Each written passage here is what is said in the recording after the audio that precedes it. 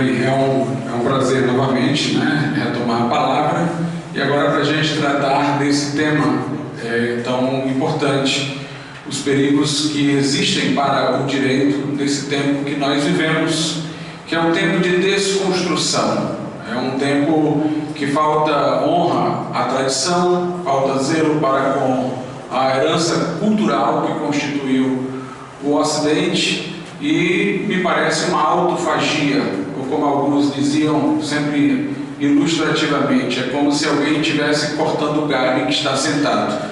Então, toda essa ação é autodestrutiva, não fará bem à sociedade, não fará bem àqueles que estão a pleitear essa desconstrução que está em marcha. Nós lembramos que no passado, os grandes juristas, particularmente aqueles que atravessaram a Antiguidade, a Idade Média e os primórdios da Idade Moderna, eles sustentaram uma coisa muito importante, que existe um direito natural, ou seja, existe um direito que ele não é decorrente da vontade de um legislador, de um constituinte, de um juiz. Ele não é um direito posto por alguém que detém o poder, ele é pressuposto. É um direito baseado na natureza humana, e é da natureza humana que vem o senso de justiça, que vem os princípios éticos. Assim como existem princípios do conhecimento especulativo, como o princípio da causalidade, o princípio da não contradição, existem princípios éticos também inegociáveis. Por exemplo, não haveria conhecimento se eu extinguisse o princípio da não contradição, que diz que uma coisa não pode ser ela e o que nega ela ao mesmo tempo sob o mesmo aspecto. Negar um princípio desse intuitivo é negar a própria racionalidade, é pôr a razão contra si mesma.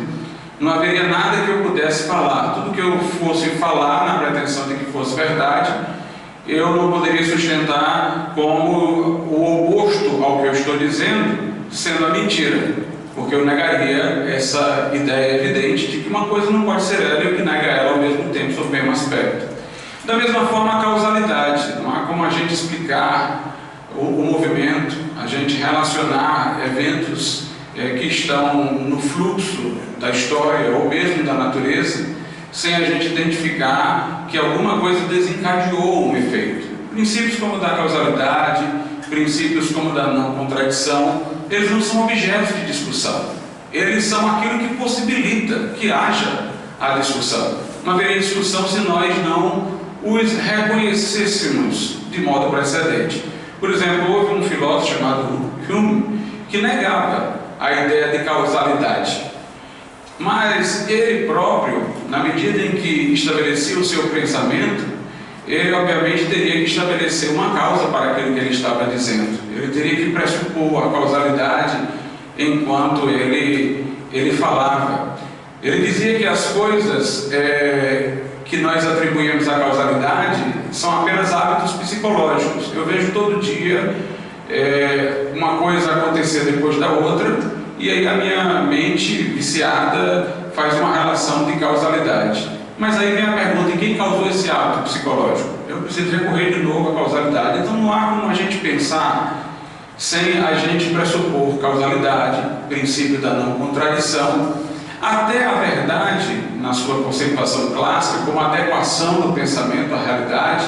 Se eu digo que uma cadeira é preta, isso é verdadeiro, se ela de fato for preta, muitos tentaram mudar esse conceito de verdade, a outros conceitos alternativos, mas eu não tenho como fugir desse conceito. Qualquer outro conceito que eu vier a dar de verdade, eu vou perguntar à pessoa, e quando é que esse seu conceito é verdadeiro? Ela vai dizer, quando corresponder a isso que eu acabei de definir. Então ela volta para ele de novo, ela regressa para ele de novo. Então tem certas coisas que são auto-evidentes. A nossa razão especulativa, que pensa o mundo da natureza, que pensa as questões matemáticas, ela tem princípios a priori, que são a condição de toda a racionalidade, de todo discurso, de toda conversa lógica. E há princípios éticos, de semelhante modo, sem os quais não há diálogo ético.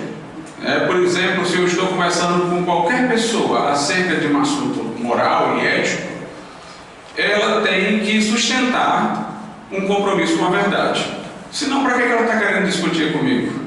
Ainda que ela diga assim, não acredito em ética nenhuma, ela precisa ter o compromisso de estar dizendo a verdade para mim, um compromisso de fidelidade, de lealdade, de que não está me enganando, de que está falando com sinceridade.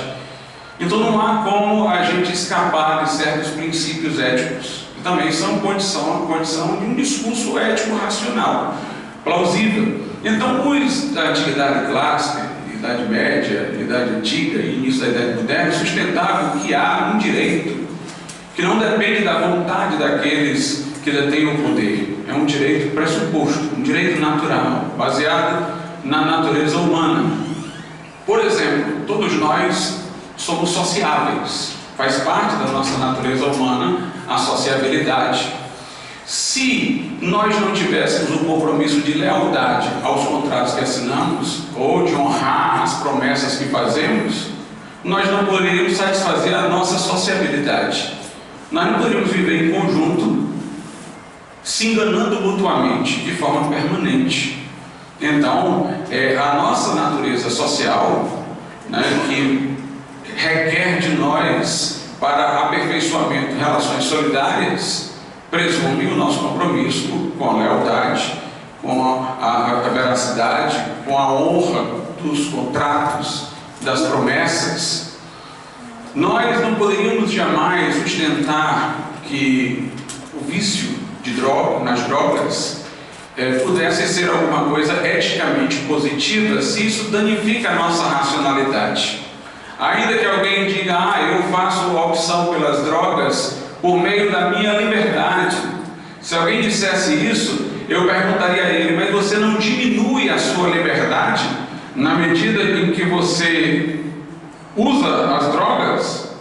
Então, na verdade, a pessoa estaria requerendo um direito de fazer uso da sua liberdade para as drogas, ignorando que com o passar do tempo, viciada em droga, ela estaria menos capaz de fazer outras decisões, de agir de modo racional. Então existe um direito, existe um direito básico, um direito que independe da nossa vontade, que é pressuposto, que é princípio regulador do direito posto. Isso foi sustentado na Antiguidade, isso foi sustentado na Idade Média, Os reformadores protestantes também sustentaram. Nas Institutas Calvino diz que os pagãos, eles, em razão da queda, estiveram incapacitados de entender plenamente as coisas espirituais, embora tendo senso de divindades, capacidade de reconhecer a existência de uma divindade.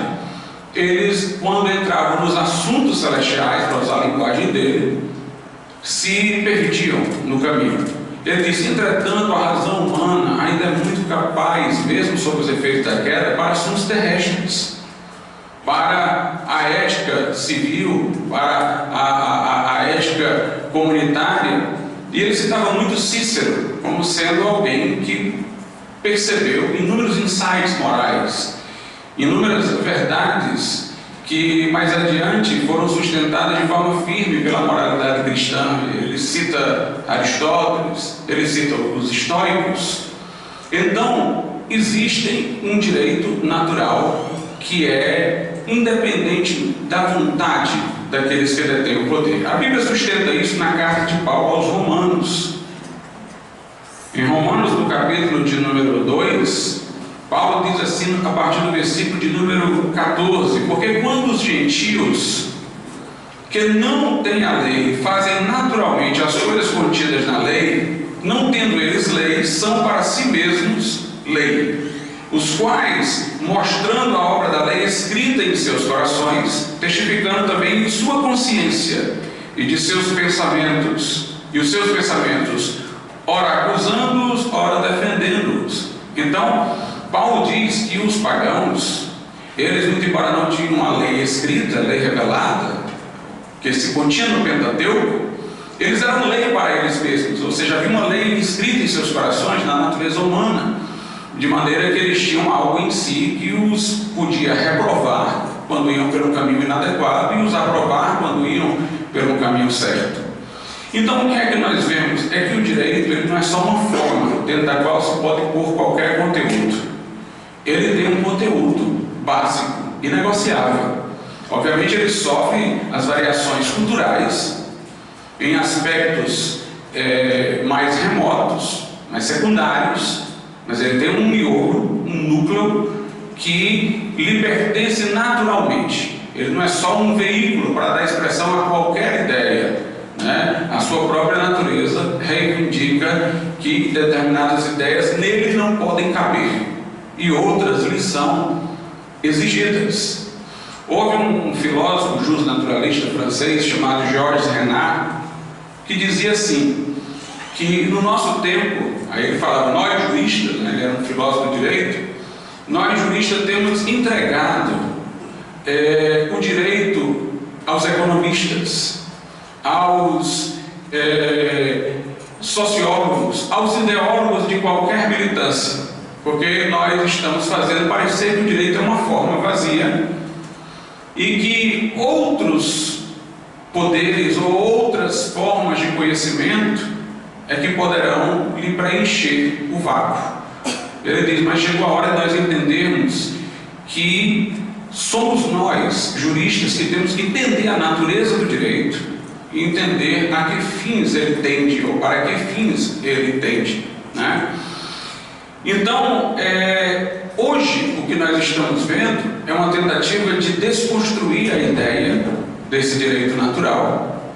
Nega-se até a existência de uma natureza humana, ou nega-se até a ideia de que a natureza humana tenha, em relação a dos animais, alguma superioridade. Existe um cidadão na Europa chamado Peter Singer, que defende que dizer que a dignidade da pessoa humana e direitos fundamentais específicos do ser humano, como privilégio do ser humano, é especicismo. A gente já ouviu falar de feminismo, machismo, né? Mas agora tem o especicismo. Para ele, nossos direitos não são diferentes dos direitos dos animais, né? Quando ele fala isso, ele mostra que nem de direito ele entende, porque o direito que eu tenho é algo que eu possa exigir. O animal não exige direitos, e a lógica do direito diz que quem pode ser titular de direitos pode ser também de deveres, e os animais não têm deveres. Se eles não podem estar devendo, também não podem estar exigindo, e nem tem como exigir por ausência de racionalidade. Mas ele sustenta tudo isso para vilanizar o homem como agente destrutivo da natureza e propor teorias que tendem para a eugenia, para o controle populacional via aborto, né, dizendo que nós, seres humanos, não apenas não somos diferentes dos animais, mas nós somos uma ameaça à vida animal, à vida da natureza como um todo. E ele chega mesmo a dizer o seguinte: eu prefiro uma samambaia já plenamente desenvolvida do que um óvulo recentemente fecundado. Ele diz: um animal em bom estado vale mais do que um homem em estado vegetativo, né? Num acesso de loucura, ele chegou mesmo a dizer que os débeis mentais deveriam ser mortos, submetidos a procedimentos aí de antecipação da morte. Aí ele disse da seguinte maneira: e se algum dia o ser humano tiver gosto por autofagia, eles poderão, ou por antropofagia, eles poderão servir de alimentos. Você vê a loucura a que se chega. Mas o homem não é apenas quantitativamente diferente do animal, ele é qualitativamente diferente do animal. O animal segue instintos e tem procedimentos repetitivos, o homem é inventivo, criador, consciente, tem senso moral, ético, foi criado à imagem e semelhança de Deus e foi colocado por Deus como tutor da natureza. Ele não é o depredador da natureza, mas a natureza o serve sem que necessariamente ele a esteja destruindo, porque Deus o colocou nessa posição, né? Interessante que esses, às vezes, que enaltecem o meio ambiente, chegam até a advogar um pensamento quase panteísta, divinizando a natureza e vilanizando o ser humano. Eles próprios dizem que a natureza existe há bilhões e milhões de anos, porque são evolucionistas, não são criacionistas, e que a natureza existe há muitos bilhões de anos antes do homem ter surgido. Então, ela poderá existir muitos outros anos depois de nós termos deixado de existir. Nós não teríamos como destruir a natureza. Eles não percebem que até quando eles falam da destruição da natureza, eles não estão falando do valor da natureza em si, mas do valor da natureza para o homem, porque seria a destruição da natureza como está agora que tem serventia para o homem. Porque para eles, não tem como a gente destruir a natureza. O mundo já teve um meteoro que caiu, que segundo eles matou todos os dinossauros, ficou tudo na escuridão, já teve era do gelo, já teve isso, já teve aquilo, e a natureza para eles nunca deixou de existir, e nunca vai deixar de existir. Se do nada surgiu a vida, na visão deles, o que é que impediria de, com tudo que o homem faz na natureza, e mesmo que destruísse tudo e se autodestruísse, do nada começar a vida de novo? Então, quando a gente quer proteger a natureza, não é porque a natureza tenha um valor em si, como se ela fosse divina, é o valor que ela tem para o homem, né? Na verdade, Deus criou a natureza para o homem. Deus diz que o céu dos céus a ele pertence, mas a terra ele deu aos filhos dos homens, né? E a nossa herança será não apenas relacionada a um novo céu, mas também uma nova terra. Então a terra faz parte da herança que Deus estabeleceu para o homem, né? Nós temos que preservar a natureza, porque precisamos preservá-la para ela manter as condições de nossa vida e sobrevivência. Mas na visão dessas pessoas que colocam como se a natureza tivesse um valor em si, como se nós seres humanos fôssemos vilões, e a vida humana é que é a ameaça que tem que ser destruída, essas pessoas não percebem que nós nunca poderíamos destruir a natureza na visão deles. Porque se do nada surge a vida destruída, a natureza maximamente ele surgiria a vida do nada, porque tudo surge do acaso. Essa natureza teria existido milhões de anos de nós e poderia existir muito tempo depois de nós, com novas formas de vida na visão deles mesmos. Então, quando a gente quer proteger o ambiente, de forma lógica, tem que ser proteger a vida para o homem. Portanto, nessa posição que o homem colocou o homem, de toda a natureza, essa natureza que a gente quer preservar, ela foi criada por Deus para nós e, portanto, nós somos zeladores da sua continuidade, porque ela é um presente, uma dádiva de Deus para nós. Nós, por exemplo, temos no direito natural a noção de família. O homem tem uma natureza social, e essa natureza social é que o faz aproximar, no caso o homem, de uma mulher, para gerar filhos, para que haja multiplicação e para que haja a fundação de uma sociedade. Todos nós no passado aprendíamos que a família era a célula máter da sociedade. Aprendíamos em sociologia que da família vem um clã, depois a tribo, depois uma cidade, depois forma uma sociedade ampla, né? Essa é a família que tem que ser protegida pela ordem jurídica, porque essa é a família que tem uma contribuição social a dar. Hoje em dia nós temos propostas, né, para se defender casamento entre pessoas do mesmo sexo, em nome da afetividade. Mas a afetividade é subjetiva. Será que eu posso dizer que aquelas duas pessoas que estão diante do juiz, dando a sua palavra, de que vão assumir um compromisso uma com a outra, elas têm afetividade? Eu não posso saber. A afetividade é insondável.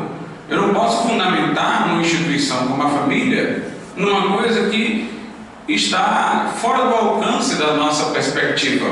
Por outro lado, imagine uma pessoa casando e dizendo: não, quando eu casei não tinha afeto, não, então não valeu.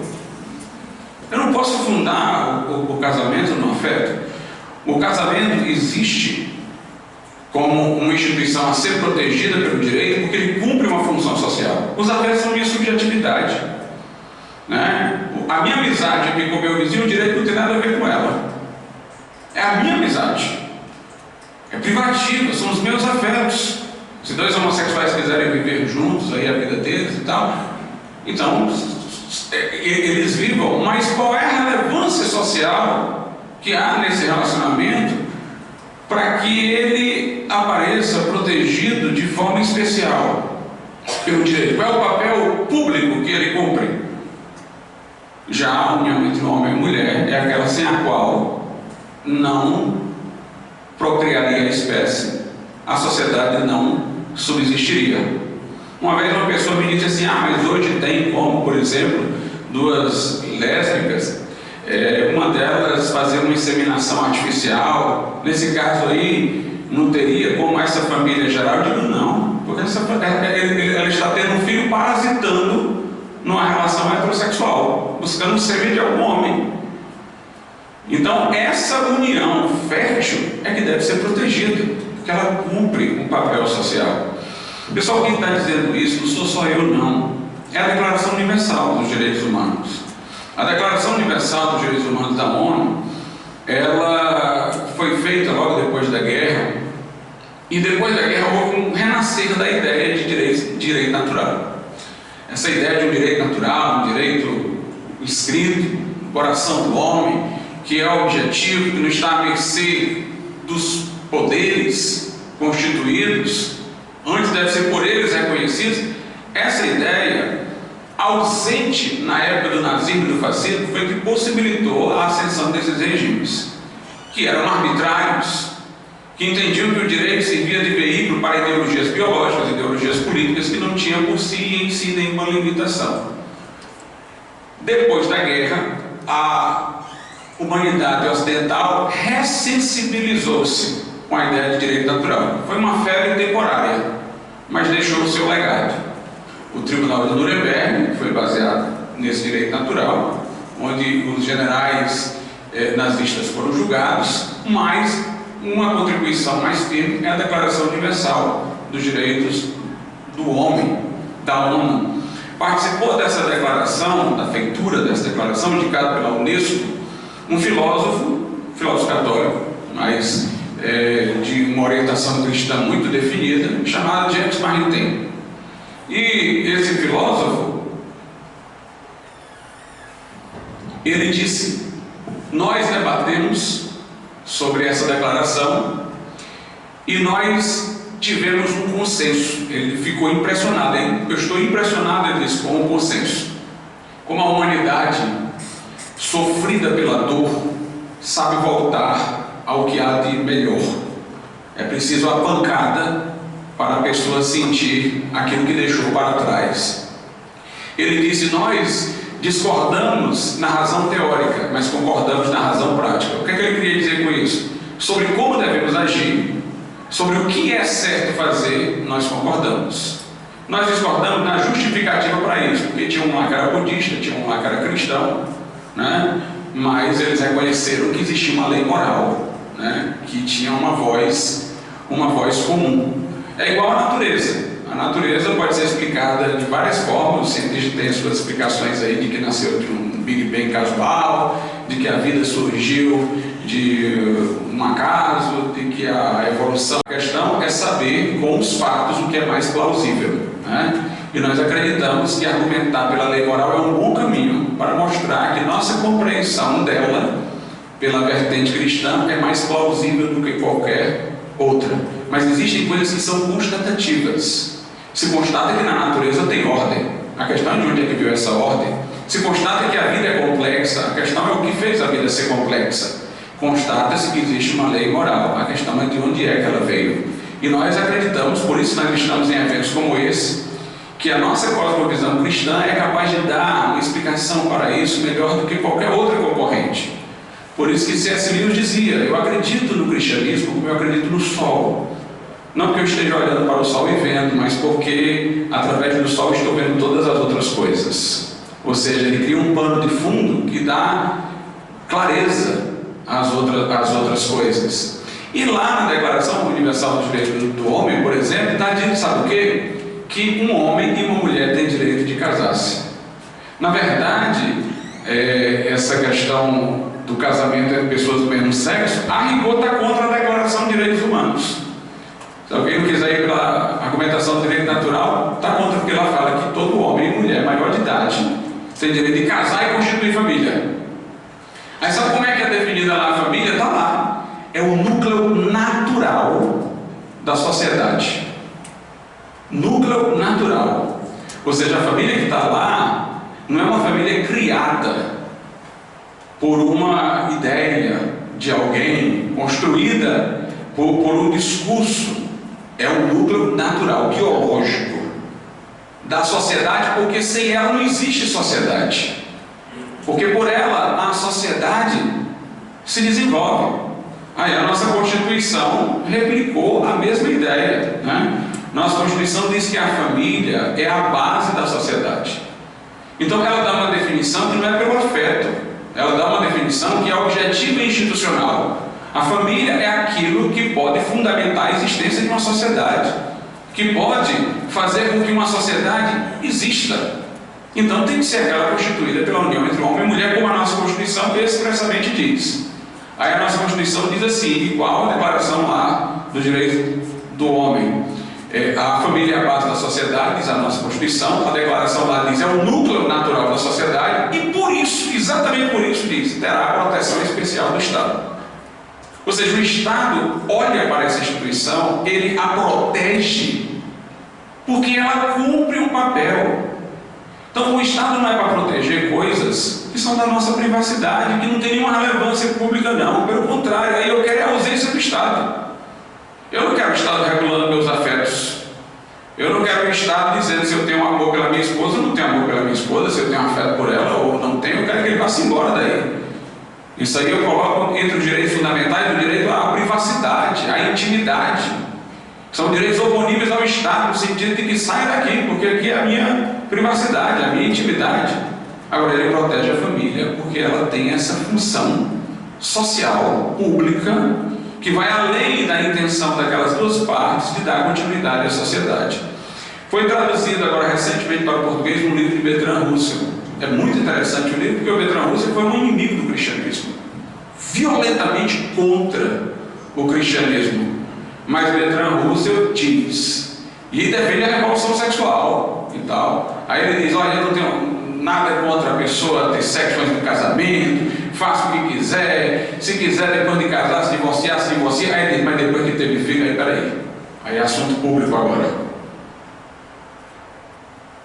Quer dizer, o cara era ateu, o cara era inimigo do cristianismo, mas ele foi capaz de ver, pela lógica, que a partir do momento que uma união extravasa os limites da afetividade recíproca e gera filhos pelos quais a sociedade vai sobreviver e continuar, filhos que vão nascer dessa união, vão ser educados por essa família, então o Estado tem que proteger.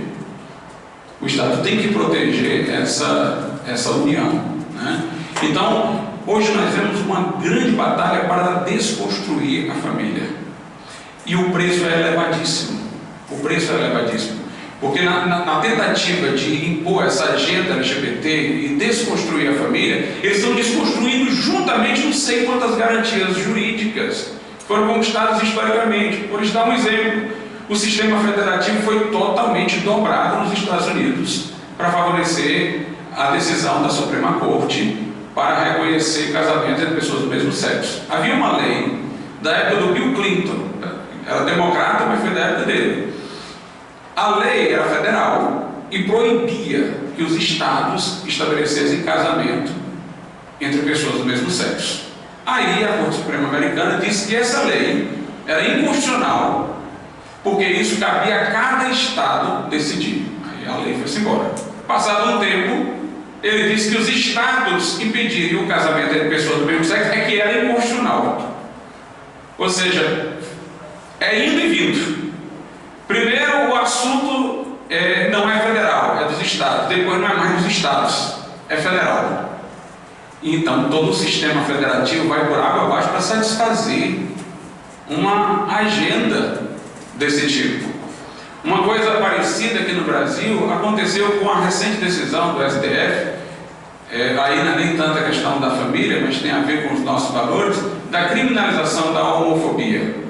Nós, obviamente, não somos a favor de que uma pessoa maltrate um homossexual, um transexual, nada disso. Inclusive, a legislação já estabelece critérios para se punir agressão a uma pessoa independente de qualquer coisa. Está lá o homicídio, está lá a lesão corporal, injúria, difamação. Não precisa de uma lei para a homofobia, para que qualquer pessoa, inclusive homossexual ou transexual, sejam protegidos. Mas a militância para fazer a regulamentação da criminalização da homofobia é ideológica. Porque se essa palavra entra no jargão jurídico, aí passa a ser a maior objeto de trabalhos científicos, de livros, de obras, de comentários jurídicos. E aí, como o termo é ambíguo, vago, sem um sentido preciso, então os doutrinadores, os escritores vão começar a alargá-lo como bem quiserem. E aí ele vai ganhar uma amplitude que chegará a ameaçar a nossa liberdade de expressão, por exemplo, quando a gente disser que uma coisa dessa é pecaminosa. Então a gente resiste à palavra porque a palavra é um cavalo de Troia. Porque a palavra, ela tem a pretensão de chegar para dar presença a toda uma ideologia que acompanha, né? Então a gente tem essa rejeição ao uso da palavra. O Supremo decidiu que a homofobia seria crime, fazendo uma analogia com o crime de racismo. Existe um princípio, ele vale para o direito penal. Vou procurar aqui ser o mais claro possível. Esse princípio está na Constituição, está no Código Penal. Chama-se princípio da reserva legal. Ele diz assim: não há crime sem lei anterior que o defina e não há pena sem prévia combinação legal. Reserva legal porque está reservado à lei exclusivamente por essa fonte formal do direito chamada lei, que pode ser definido o que é um crime e uma pena. Por quê? Porque a pena no direito penal ela é muito grave, ela é muito pesada, é a privação da sua liberdade. É diferente de uma indenização que mexe só com o seu bolso, você vai para a cadeia, né? E a ideia do Ocidente toda é de proteger a liberdade, de ninguém ser surpreendido com a sua liberdade sendo ameaçada, com você sendo aprisionado. Esse princípio da reserva legal, ele veio da luta dos humanistas e de cristãos contra o direito penal da época da Inquisição, onde se permitia analogias, se permitia comparações, onde o promotor era o juiz, o mesmo que acusava era o que julgava, era o sistema inquisitório. Hoje nós temos um sistema acusatório, o promotor tem que ser um, o juiz tem que ser outro para garantir a imparcialidade do juiz. Nós temos que ter penas que não sejam atentatórias à dignidade da pessoa humana, como açoites e tal, e nós temos a reserva legal como garantia de que nós só vamos poder ser privados da nossa liberdade por algum crime se for com o nosso consentimento. Nosso consentimento expresso quando a gente elege os legisladores que farão essa lei, né? Então esse princípio está na Constituição. Ele é fruto de todo um processo de humanização do direito penal, encontra seu momento ápice no livro de César de Beccaria dos delitos e das penas. É um princípio reconhecido mundialmente, em todo o Ocidente, intocável, né? Então eu não posso punir com base em analogia. Interessante que tem um penalista atual, muito famoso, de esquerda, chamado Ferrajoli, né? O Ferrajoli não falou nada aqui sobre o Brasil nesse momento, mas o Ferrajoli, ele diz no livro dele lá, sobre garantismo penal, que não apenas não pode haver punição por analogia para garantir a reserva de legalidade, mas não se pode punir ninguém, mesmo havendo lei, se a tipificação do crime for genérica e não se souber o que é. Por exemplo, que a lei diga que os vagabundos têm que ser presos. Quem é vagabundo? O que é que você fez para ser vagabundo? Ele diz nessa lei aí, ninguém pode ser punido com base numa lei desse tipo. Por quê? Porque a pessoa poderia ser surpreendida com a prisão sem saber o que é aquela palavra, o que é que aquilo ali significa. Ora, se nem isso pode, quanto mais criar um crime novo, por analogia, que foi o que o Supremo Tribunal fez quando decidiu pela criminalização da homofobia. Existe uma regra no direito que é a seguinte: quando princípios que anunciam valores colidem, você faz um sopesamento entre eles. Por exemplo, uma pessoa falou da vida do outro e manchou a sua honra. Aí um vai dizer que tinha liberdade de expressão, poderia fazer isso, o outro vai dizer não, tem o direito à imagem. Aí o juiz não vai dizer que não existe liberdade de expressão ou que não existe direito à imagem, não. Ele vai dizer que as duas coisas existem, mas ele vai zonear. Bem, até aqui foi liberdade de expressão, que você excedeu. Ele vai estabelecer uma ponderação, um equilíbrio entre as duas coisas. Mas existem normas que não são princípios. O conteúdo delas não é um valor, como vida, liberdade, intimidade e tal. O conteúdo delas é um preceito. Faça isso, não faça aquilo. A gente chama essa norma no direito de regra. Pode ser uma regra de comportamento ou de procedimento. Ela não está enunciando um valor como vida, liberdade, igualdade. Ela está dizendo o que é que você deve fazer e o que você não deve fazer. O princípio da reserva legal, tomou esse nome de princípio antes dessa definição nova que eu estou falando agora de princípio, que o entende como um valor enunciado. Esse princípio, na verdade, é uma regra. Ele não tem um valor, ele não está falando da liberdade, da igualdade, ele está dizendo não há crime sem lei anterior que defina.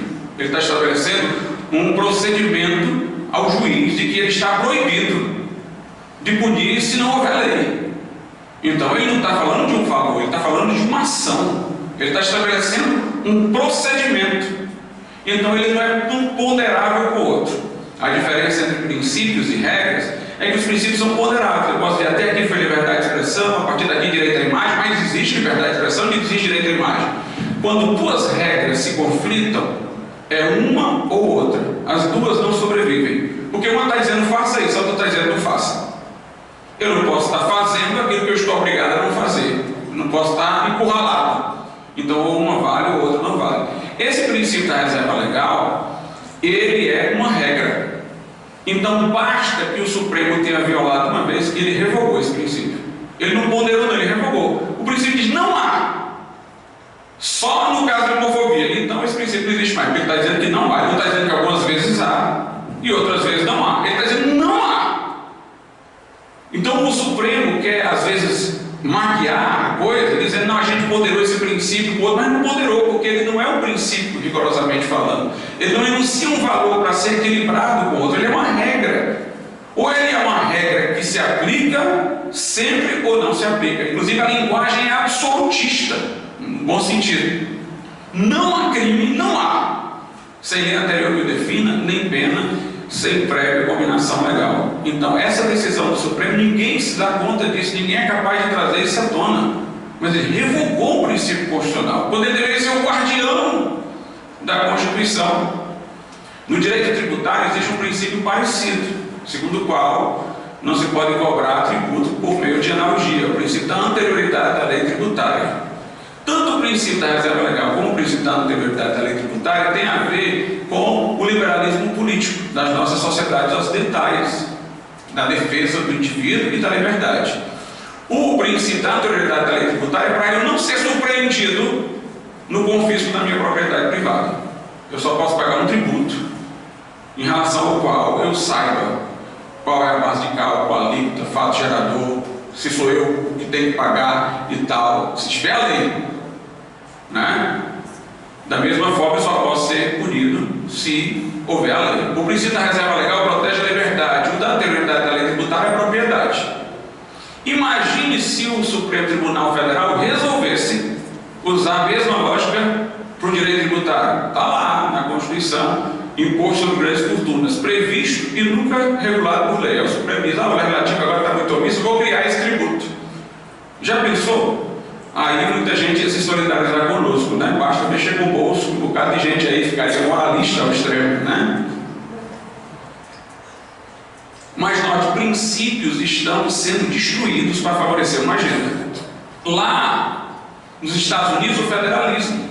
Aqui, o princípio da reserva legal, a garantia máxima do direito penal. Na Inglaterra agora. A Inglaterra não tem uma Constituição escrita, uma Constituição costumeira, consuetudinária, uma Constituição baseada em suas tradições. Qual era a tradição inglesa? Como é um Reino Unido lá, Irlanda, País de Gales, Inglaterra, Escócia. O parlamento tem representantes de todas essas unidades. Mas se os políticos eleitos, por exemplo, pela Irlanda, lá no parlamento inglês, manifestarem que a Irlanda não quer o aborto, não quer o casamento gay, pelas tradições inglesas tem que ser respeitado. O parlamento leva em conta o que os políticos locais dizem, né? Então existe uma variação no direito dentro do Reino Unido. O parlamento pode ser comum, mas eles respeitam a posição. Até agora. Recentemente, quebrando suas próprias tradições, seu direito constitucional consuetudinário, a Inglaterra, muito embora a Irlanda seja conservadora, seus políticos sejam majoritariamente conservadores, contra o interesse da nação e contra a vontade desses políticos, o parlamento resolveu decidir, não, a partir de agora a Irlanda não manda mais na Irlanda, não. E estabeleceram que lá tem que casar pessoas do mesmo sexo e realizar aborto. Quer dizer, você destrói uma Constituição consuetudinária, você destrói um sistema federativo, Você destrói garantias penais para atender a uma agenda ideológica. Todo o direito, toda a estrutura do direito está quebrada. E se amanhã o Supremo quiser criar outros crimes por analogia? E se amanhã quiserem violar nos Estados Unidos as regras da federação por outros motivos? E se amanhã quiserem acabar com a Constituição consuetudinária inglesa e todo o restante? É uma situação de enorme instabilidade. Então a gente vê que para patrocinar uma agenda anticristã se vai devastando, né? Se vai desconstruindo. Mas a posição cristã, que eu estou dizendo, é consoante esse direito natural. Nós temos uma natureza social e a primeira sociedade que nós formamos é a sociedade doméstica, sem a qual não existe a sociedade maior, sem a qual não poderia existir um Estado, né? Nossa natureza social procura não apenas companhia, mas multiplicação. Por isso que o certo é o homem estar casado com uma mulher, porque essa é a união fecunda e fértil, né? O que é que caracteriza um casamento no sentido constitucional, no sentido bíblico? O que é que caracteriza? União entre pessoas diferentes que poderão se complementar e gerar, ou seja, diversidade, homem e mulher. Complementaridade, não somente biológica, porque anatomicamente o corpo do homem foi feito para ter a relação com o corpo da mulher, mas uma complementaridade psíquica, porque somos diferentes do ponto de vista psíquico, né? Senão as mulheres não estariam toda hora brigando com a gente, né? Porque querem que a gente veja todas as coisas ao mesmo tempo, a gente só sabe ver de uma em uma, né? Então a gente tem uma complementaridade física, psíquica, diversidade, complementaridade e fecundidade. União entre duas pessoas do mesmo sexo não tem diversidade. E olha que eles falam tanto em diversidade, né? Tem que respeitar a diversidade. Então não tem diversidade aí, tem só repetição. Não tem complementaridade e não tem fecundidade. Por que eu devo chamar essas duas relações pelo mesmo nome, se em tudo que as caracteriza elas são diferentes? O objetivo é que a palavra família perca o sentido, porque se família pode ser tudo, então ela não é nada. Se qualquer coisa pode ser chamada de família, ela é banalizada. Interessante que a Constituição diz assim, a nossa Constituição, que a união estável, que era a união entre homem e mulher, sem ainda o casamento, mas por um relativo tempo, ainda mais gerando filhos, ela era protegida pela Constituição com o fim de ser convertida em casamento. Então o Constituinte disse, ela está sendo protegida, porque o objetivo de se proteger é estimulá-la a se transformar em casamento. Então naquele tempo o casamento era visto como uma realidade positiva. Você queria proteger uma união estável, não por causa que ela era uma união estável, mas para que, protegendo, isso servisse de um incentivo para que a pessoa chegasse ao casamento. Então o casamento é visto como uma coisa positiva, a família como base fundamental da sociedade. De lá para cá, as normas que começaram a ser feitas sobre o casamento são todas para facilitar o divórcio. Não precisa mais de tempo de específico para poder haver divórcio, não precisa mais de tempo de separação. Se for consensual, pode ser lá no cartório, bem simplesinho e tal. Quer dizer, em vez de eles estarem facilitando a conversão da união estável em casamento, eles estão facilitando o desfazimento do casamento. Então a nossa Constituição, ela está sendo rasgada. Essa Constituição ainda deve muito à herança cristã, porque nesse tempo aqui a sociedade, ainda que não tão intensamente como antes, ainda reconhecia o papel das contribuições cristãs, do direito natural, se alguém quisesse falar diretamente no cristianismo, mas o cristão sustenta o direito natural. Hoje nós temos a ideologia de gênero, onde se quer que um homem, dizendo que é mulher, seja aceito por todos como mulher. O problema não é ele se dizer mulher, porque tem muita gente aí que se diz qualquer coisa. Tem um cara lá em Curitiba que diz que é o Henrique Cristo, tem um aí que diz que é dragão, tem um que diz que é isso. A questão é me obrigar a aceitar que ele é o que ele está dizendo ser. Essa é que é a grande questão, né? Quando uma pessoa ela pensa de si o que ela não é biologicamente, né? Ela tem algum distúrbio.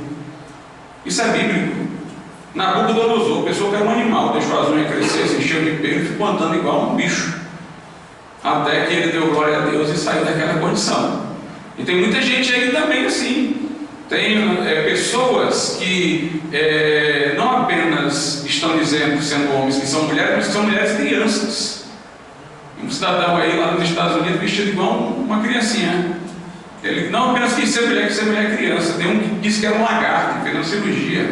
Tem um que queria ser um boneco aí de desenho animado japonês e fez uma cirurgia. Eu li uma vez um cara da área da psicologia, um livro dele, que ele dizendo que essas patologias nunca existiriam se não houvesse tecnologia para fazer isso. Ou seja, o homem, com muito poder, ele se desequilibra, né? A gente vê, por exemplo, aqueles grandes imperadores romanos. O Nero, quando começou, era um cara de bom senso. Quem conhece a história do Nero sabe que ele era um cara de bom senso.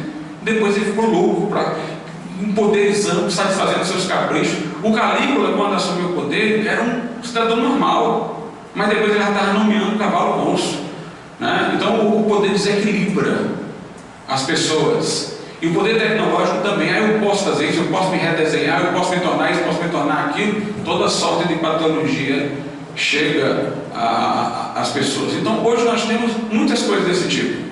Se houvesse a obrigatoriedade de nós reconhecermos um homem que se identificou como mulher, eu teria que identificar como uma figura de desenho animado. Que sociedade seria essa que nós construiríamos?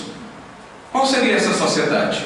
Então isso é uma verdadeira loucura, essa ideologia de gênero, e querem que as crianças aprendam que elas nascem com sexualidade neutra e, portanto, colocam banheiros para serem de uso comum por crianças do sexo masculino e feminino, brinquedos em conjunto, exatamente confundindo a cabeça da criança, né? C.S. Lewis dizia que a verdadeira educação era a propagação de humanidade.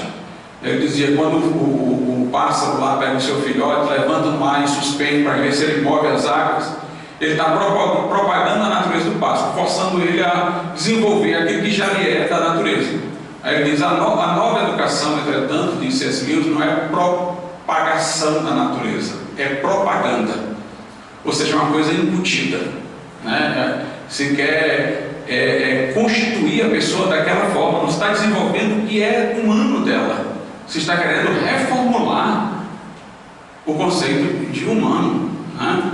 Então, isso é um grave problema, né? A criança, ela precisa muito do pai para decidir as coisas por ela. Uma criança que alguém quer que ela seja muito livre, autônoma, e deixa ela decidir tudo, também pode ter superproteção, mas se você deixar ela para decidir tudo, ela vai entrar em depressão na adolescência.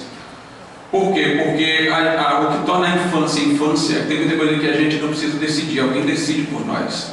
Alguém diz, é aqui, não é aqui, é assim, não é assim, o limite é esse, não é esse, e a gente fica só com a decisão se a gente vai brincar com o carrinho ou vai jogar em bola, né? É isso que torna a infância agradável. Quando a gente fica adulto, a gente tem que fazer decisões que nos angustiam, né? Já pensou se essas decisões que nos angustiam a gente fosse tendo que tomá-las desde a infância? Como é que a gente sobreviveria psiquicamente, né? Não é à toa que tem tanto adolescente perturbado, porque a família se ausenta e deixa para ele decisões com a pretensa criação libertária, mas que oneram muito, sobrecarregam muito, né? A criança, ela quer os limites, porque o limite protege ela. Quando você diz assim para uma criança, não pise aqui, e ela olha para você, aproxima-se o pé, ela não está querendo desobedecer, não. Ela está querendo saber se isso que você diz para ela é um conselho ou uma ordem. Não pise o pé aqui, porque eu não estou querendo que você pise agora, porque está errado pisar. A sua reação vai dizer para ela, então isso aqui não é importante, não, eu posso pisar porque não reagiu nada. Se reagir firmemente, pronto, isso aqui é um limite, amanhã eu já não faço mais isso. Ela sente necessidade, ela provoca para saber os limites, porque os limites fornecem segurança para ela. Então, a ideologia de gênero é uma loucura. Tinha um ditado em inglês que dizia assim, o parlamento pode todas as coisas, menos transformar um homem em mulher e uma mulher em homem. Esse ditado em inglês era exatamente porque ninguém poderia imaginar que em algum momento futuro isso poderia acontecer. É como se fosse o cume, né? Pode tudo menos isso. Isso daí também já é demais. Uma pessoa que vive fora da realidade, ela fica sujeita a psicoses. Tem aquele filme lá, Psicose, o cara pensa que a mãe dele está viva, que ele é a mãe dele, não sei o que mais lá e tal. A pessoa começa a viver em mundos paralelos. Na verdade, até para nós que somos cristãos, a ideologia de gênero é uma questão teológica. É a volta do gnosticismo. Os gnósticos diziam que a nossa corporeidade não integrava a nossa identidade. Diziam até que o corpo era um cativeiro da alma, que a esperança não era a ressurreição, era a desencarnação. O corpo não me pertencia, o corpo era uma brisura. Tanto que eles diziam, Jesus, que era tão santo, poderia ter corpo. Então, João teve que dizer, se não confessar que Jesus veio em carne, é do anticristo. Então, essas pessoas dizem, eu não sou o meu corpo. O meu corpo é masculino, mas eu sou mulher. Como se, dentro delas, elas não considerassem o seu corpo como parte delas mesmas. Dá vontade de dizer, então você crê numa alma imortal, se você não é o seu corpo, você crê numa alma imortal, está disposto a acreditar nisso? Que você tem uma alma imortal, pelo menos isso? Porque normalmente essas pessoas são materialistas, mas dizem que não são o seu corpo, então o que é que elas são? Não sobrou nada para que elas possam ser, As mulheres que defendem o aborto dizem, meu corpo, minhas regras, também não estão vendo o seu corpo como parte de si. Estão tratando o corpo como uma propriedade. Eu faço o que eu quiser com o meu corpo, minhas regras. O nosso corpo, ele não é uma propriedade que a gente faz o que quiser. Ele integra a nossa personalidade e é o primeiro lugar de proteção de um filho, de uma filha, que se espera que a mãe queira, logicamente, proteger. Então, a ideologia de gênero também é outro desafio que nós temos, que é ilógico, é irreal, só vai gerar psicoses. A Bíblia diz, no princípio criou Deus o homem, a sua imagem e semelhança, macho e fêmea os criou. Tem uma passagem da Bíblia que eu sempre digo, quando eu li essa passagem no passado, eu não sabia por que o salmista tinha dito isso, porque parece tão óbvio, que não sei que necessidade de dizer isso. Hoje eu entendo. É quando o salmista diz assim, foi Deus que nos fez e não nós a nós mesmos. Eu pensava, como é que a gente pode fazer a gente mesmo? Mas essas pessoas dizem isso, que elas podem se fazer, refazer, eu sou o que eu quero ser. E é interessante que é com a palavra que elas se constituem, como se elas fossem divinas, porque Deus criou o mundo do nada pela sua palavra. Então eu digo que sou mulher e me tornei mulher, porque eu disse que era mulher. Aí se quer que nas repartições sociais, essa pessoa tem o direito de usar o nome social. Ora, uma repartição pública era o lugar de maior transparência. Um dos princípios da administração pública é a transparência. Uma pessoa pode enganar todo um serviço público usando nomes alternativos, principalmente mudando de um dia para o outro esses nomes alternativos. Então isso não satisfaz nem a exigência específica do interesse público. Os serviços públicos têm que ser motivados pela impessoalidade, pela finalidade pública, não pelo capricho de alguém. Esse nome alternativo que ele usa hoje, pode não usar amanhã, pode substituir por outro, não tem registro, não dá confiança, pode gerar formas fraudulentas de se agir. Mas vejam que nós estamos perdendo, até a preocupação com o interesse público. É um desmantelamento geral, sendo que a sociedade vai pensando essas coisas uma por uma, e eles não vão pensando porque está sendo destruído. O que vai ficar amanhã como resultado disso? Tudo aquilo que é imanente ao direito está sendo desfeito. Nossa Constituição sustenta a inviolabilidade do direito à vida, no artigo 5º. Lá tem a alegação dos direitos individuais. O primeiro deles é o direito à vida, porque sem a vida ninguém tem mais nada. Um aluno meu chega para mim e diz, professor, a mulher não quer ter o filho, ela não tem direito por causa disso, direito por causa daquilo e tal. Eu digo, olha, não há nenhum direito que possa se sobressair sobre o direito à vida de um ser no ventre dela. Por quê? Porque qualquer direito que ela queira argumentar para opor ao direito à vida desse outro ser humano é um direito entre vários direitos. Mas quando ela suprimir a vida desse outro ser humano, ela não suprimiu só o direito à vida, não, ela suprimiu todos os direitos, porque sem a vida ele não tem direito nenhum. Então é uma desproporção em nome de um direito, digamos assim, acessório, secundário, você subtrair do outro, não um, mas todos os direitos dele, porque ele deixa de existir. A Constituição usa uma linguagem da sacralidade, é inviolável o direito à vida, ou seja, não pode mexer no lacre, não pode tocar na arca da aliança, é inviolável a vida humana. Uma vez eu fui palestrar sobre aborto lá na UFC e eu disse: me diga uma coisa, se você fosse Deus e você pensasse no ser humano vindo ao mundo com todas as dependências dele, né? O ser humano fragmento de um animal, não tem gás, não tem nada, precisa de todo cuidado, qual o lugar mais seguro que você colocaria esse ser humano, se não fosse no ventre da mãe dele? Você imagina um outro lugar mais seguro para ele? E não é uma ironia que no lugar mais seguro ele se sinta ameaçado, ele se sinta aterrorizado, desprotegido, né?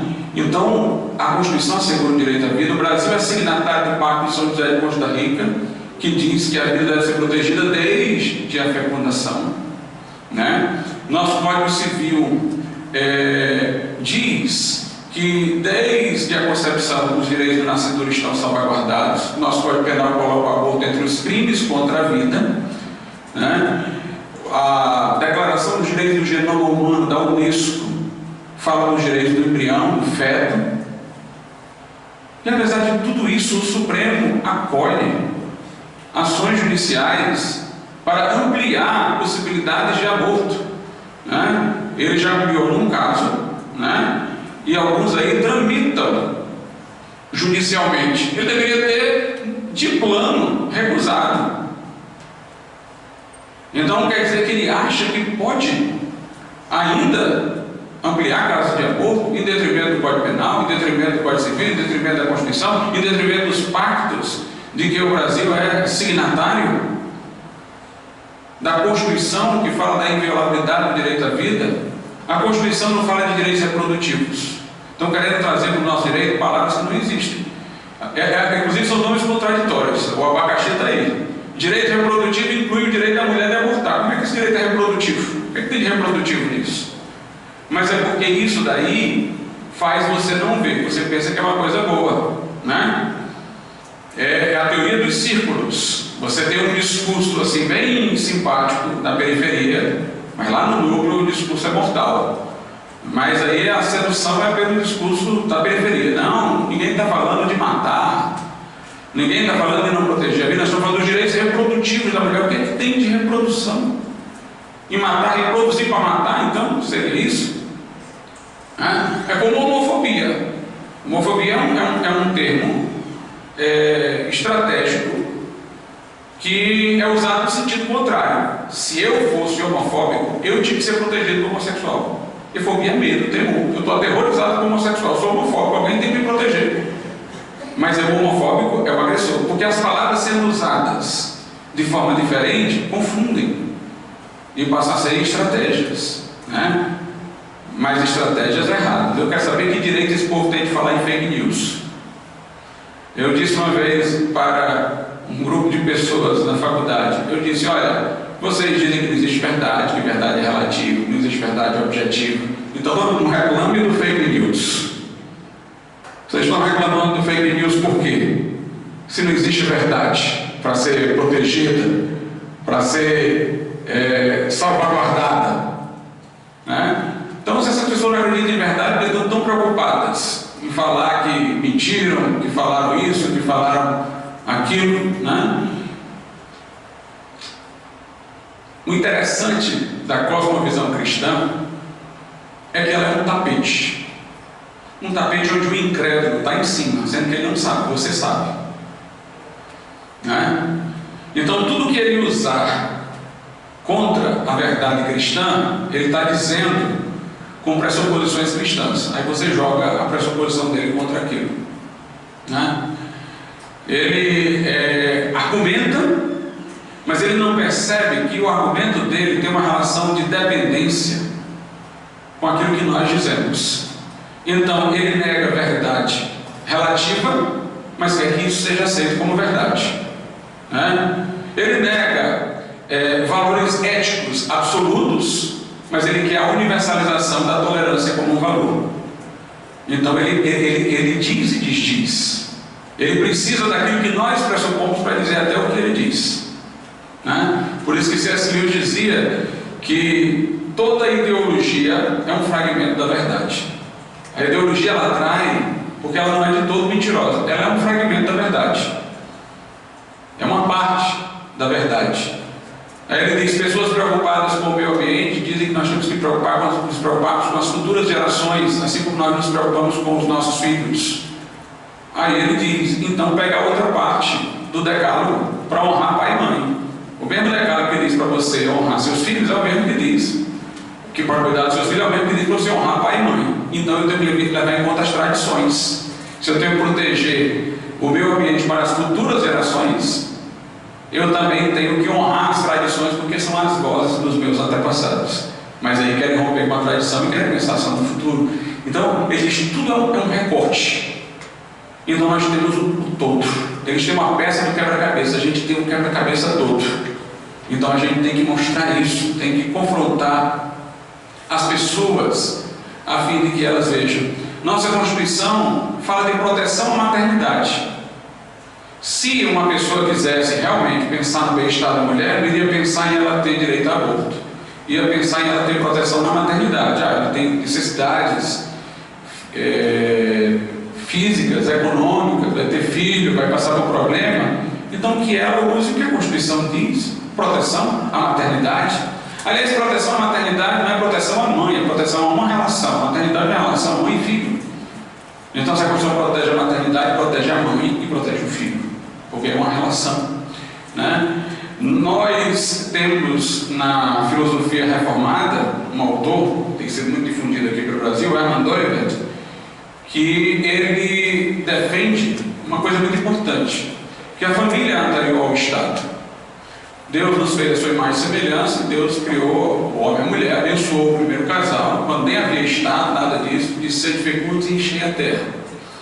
Então Deus criou a primeira unidade familiar, né? Deus criou a família antes de haver sobre a terra Estado, né? O Apocalipse termina com uma cidade, mas o mundo começa com um jardim e uma família, né? Então começa com uma vida doméstica.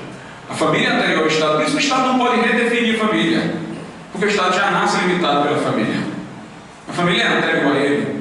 Se ele engolfar a família, ele se torna totalitário. Porque o Estado totalitário é um Estado que está onipresente em toda a sociedade, não deixou nenhum espaço para ela. Então a família é anterior. As universidades, as escolas também são anteriores. A formação estatal, né? As associações profissionais são anteriores. Então o Doivert defende a soberania das esferas. O Estado tem o seu papel relacionado ao bem comum, mas ele não pode se intrometer na família, ele não pode se intrometer no ensino, na universidade e tal. Por isso que tem a chamada autonomia universitária, né? E a Declaração Universal dos Direitos do Homem diz, no artigo 26, que os pais têm direito de escolherem com preferência qual é a educação que os seus filhos devem receber. Por isso que eu defendo, se for o caso, o homeschooling, né? Não, eu não quero que meu filho receba essa educação, eu quero que ele receba essa outra aqui. Porque a família é anterior ao Estado, porque a família é anterior às instituições de ensino. Então você encontra várias vezes na Constituição assim: é dever da família, da sociedade, do Estado. Nós que tem uma ordem, é dever da família. A sociedade só vai resolver o que a família não resolveu. E o Estado só vai resolver o que a sociedade não resolveu. Mas o Estado hoje ele quer se antecipar à sociedade na resolução dos problemas e quer se intrometer na família, inclusive redefinindo-a. Esse é um Estado que tem ambições totalitárias. Pelo princípio da subsidiariedade, ele fica com o que sobrou, né? Com aquilo que é relativo ao bem comum, mas ele respeita todas as instituições que precederam. Então, pessoal, nós vivemos num tempo de desconstrução, mas nós temos o direito natural como um argumento a nosso favor, temos a historicidade dele, que é muito maior do que qualquer ideologia da moda hoje, né? Perpassou a antiguidade, Idade Média, Idade Moderna, foi esquecido, renasceu no pós-guerra. É muito mais seguro aquilo que a gente viu intuído por toda a humanidade em todos os lugares. C.S. Lewis, na Abolição do Homem, diz: eu me surpreendo muito mais com o que há de comum entre os homens do que há de diferentes. Aí ele coloca lá normas de Confúcio, do Pentateuco, de várias culturas humanas, mostrando convergência em aspectos morais. Nunca houve uma outra concepção de família que não a que nós temos. Nunca houve que não fosse constituído por homem e mulher. Houve poligamia e tal, mas ainda era homem e mulher. Nunca houve uma noção de ideologia de gênero. Todas essas coisas não têm ancestralidade, são novidades sem nenhuma ancestralidade. Nós vamos perder tudo aquilo que nos constituiu em função dessas pequenas coisas. Nossa Constituição ainda é devedora dessa herança. É um argumento positivo também, né? Mas nós temos que nos arvorar de tudo isso e fazer resistência, né? Nosso lema, eu pensei num culto da comunhão com esse título: até o último homem, né? Nós vamos resistir até o fim, contra toda essa onda.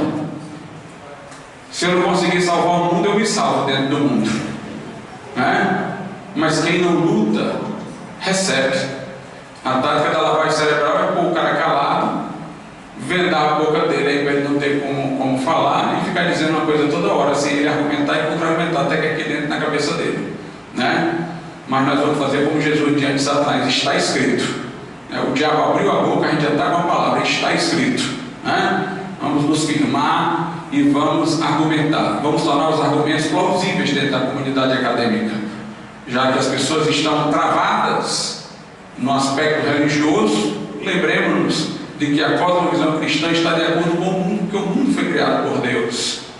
Então vamos para o que é natural, para a lógica da criação, porque ela nos favorece, porque o mesmo Deus que fez tudo isso é o mesmo Deus que se revelou nessa Escritura Sagrada. Amém?